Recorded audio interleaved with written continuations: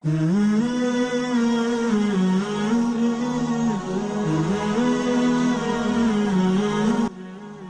علیکم ورحمۃ اللہ۔ اللہ رب العالمین کا بہت زیادہ شکر ہے کہ اس نے ہمیں ان لوگوں میں اس جماعت اسلامی کے ساتھ شامل کیا جس کا مقصد پاکستان کو اسلامی پاکستان بنانا ہے۔ یہاں ہم اللہ رب العالمین اور اس کے رسول صلی اللہ علیہ وسلم کے دیے ہوئے نظام کو قائم کرنا چاہتے ہیں، اور اس کے یہ کام ہم اپنے رب کو راضی کرنے کے لیے کرنا چاہتے ہیں۔ اس بات پر ہم اللہ کا شکر ادا کرتے ہیں۔ اس کے ساتھ ساتھ عزیز ساتھیوں، یہ بھی دیکھیں کہ جب ہم پاکستان کے اندر اپنے دین اسلام کے لیے کام کرتے ہیں، افراد کو، یہاں کے لوگوں کو دین کی دعوت دیتے ہیں، یا ہم خدمت خلقہ کوئی بھی کام کرنا چاہتے ہیں، کبھی شادی میں مدد کے لیے، کبھی راشن دینے کے لیے، کبھی میڈیکل کیمپس لگانے کے لیے، یا اس کے ساتھ ساتھ ہم یہ بھی دیکھتے ہیں کہ جب کبھی پاکستان میں کوئی آسمانی آفت آئی ہے یا کوئی زمینی آفت آئی ہے یا کسی قسم کا اور ڈیزاسٹر، تو ہماری یہ قوم، پاکستانی قوم، بڑھ چڑھ کر ہمارے ساتھ اور پوری قوت کے ساتھ ہمارے ساتھ مل کر یہ کام کرتی ہے۔ بلکہ بعض اوقات کچھ جگہوں پر تو ہمیں ان کا جذبہ اور ایثار اور قربانی حیران کر دیتے ہیں۔ اس حقیقت کے ساتھ ساتھ انہی کاموں کا ایک اور پہلو بھی ہے، اور وہ پہلو یہ ہے کہ ہم دیکھتے ہیں وہی لوگ جو ہر موقع پر ہمارے ساتھ ہیں، ہماری تحسین بھی کرتے ہیں، ہماری حوصلہ افزائی بھی کرتے ہیں، ہمارے ساتھ ہر طرح کی قربانی دیتے ہیں، مدد کرتے ہیں۔ جب ہم ان افراد کو پاکستان کے کسی بھی سیاسی کام کے لیے، کسی احتجاج کے لیے، جلسہ جلوس کے لیے، یہاں تک کہ انتخابات کے موقع پر ووٹ دینے کے لیے یا ووٹ مانگنے کے لیے جب ان کو ہم بلاتے ہیں، تو ان میں سے ایک بڑی تعداد ہمارے ساتھ کھڑی نہیں ہوتی۔ یہاں سوال پیدا ہوتا ہے کہ اس کی کیا وجہ ہے؟ ہو سکتا ہے اس کی بہت سی وجوہات ہوں، آپ کے تجربے اور آپ کے علم کے مطابق ہوں، کچھ عمومی ہوں اور کچھ خصوصی ہوں، لیکن بہرحال ہمارے لیے یہاں ایک سوچنے کا یہ مقام ضرور ہے، اور اس بات پر میں چاہتی ہوں کہ ہم غور بھی کریں کہ کیا پاکستان کے اندر اس کی ایک اہم اور بنیادی وجہ یہ ہے کہ ہم چونکہ برصغیر کے اندر بہت عرصہ، کئی صدیاں انگریزوں کے غلام رہے ہیں، انگریزوں نے ہم پر حکمرانی کی ہے، اور انگریز سے مراد یہ کہ مغربی تہذیب نے ہم پر حکمرانی کی ہے، اور اس حقیقت سے بھی ہم بہت اچھی طرح سے واقف ہیں کہ مغربی تہذیب، اس کی بنیاد میں سیاست اور مذہب کو الگ الگ کیا گیا ہے۔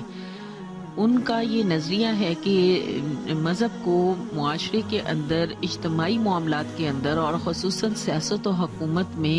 دخل دینے کی کوئی ضرورت نہیں ہے۔ انہوں نے مذہب کو ٹوٹلی بے دخل کر دیا۔ تو ایک سوال یہاں پر یہ پیدا ہوتا ہے کہ کیا انگریزوں کا محکوم ہونے کی وجہ سے کہیں ہم مسلمان بھی اسی نظریے کا شکار تو نہیں ہو چکے کہ مذہب اور دین اور سیاست کی اس دوری کا تصور کہیں ہمارے دماغوں میں بھی تو بہت گہری جڑیں نہیں جما پایا کہ ہمیں سیاست یا حکومت کی اصلاح کا کام اتنا اہم نہ لگتا ہو جتنا لوگوں تک قرآن مجید کی دعوت پہنچانا، ان کا ترجمہ سکھانا یا دیگر کام ہمیں اہم لگتے ہوں۔ اس پہلو پر ہمیں بہت غور کرنے کی ضرورت ہے کہ ہم سب دین کی تبلیغ یا قرآن پاک کی تعلیم تو لوگوں کو پہنچا لیتے ہیں، لیکن جب سیاسی کام کی باری آتی ہے تو ہم ان کو اتنے اعتماد اور اتنے اچھے طریقے سے اس بات کو نہیں پہنچا سکتے۔ یا اس کا ایک پہلو ایک یہ بھی ہو سکتا ہے کہ اسلام جس طرح کی ریاست اور حکومت قائم کرنا چاہتا ہے، اس ریاست کی ایک تفصیلی اور مؤثر تصویر ہمیں خود ہی معلوم نہ ہو۔